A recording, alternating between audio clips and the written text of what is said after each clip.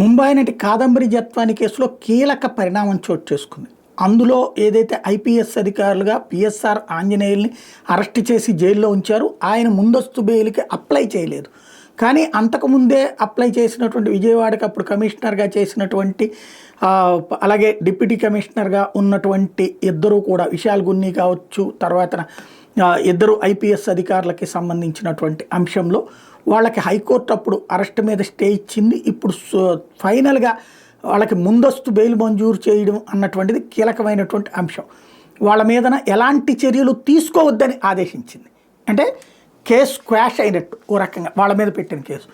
నిజంగా చెప్పాలంటే ఆ పాయింట్ మీద ఇప్పుడు పిఎస్ఆర్ ఆంజనేయులు వెంటనే విడిచిపెట్టాలి. అలా విడిచిపెట్టాల్సి వస్తుంది కాబట్టి ఆల్రెడీ రెండో కేసు తీసుకొచ్చింది ఏపీపీఎస్సీది. అది పిఎస్ఆర్ ఆంజనేయులు కనుక ముందే యాంటిసిపేటరీ కేసుకుని ఉంటే ఆయనకి యాంటిసిపేటరీ వచ్చేది. ఇప్పుడు కేసు కొట్టేసేది. ఇది చాలా కీలకమైనటువంటి అంశం.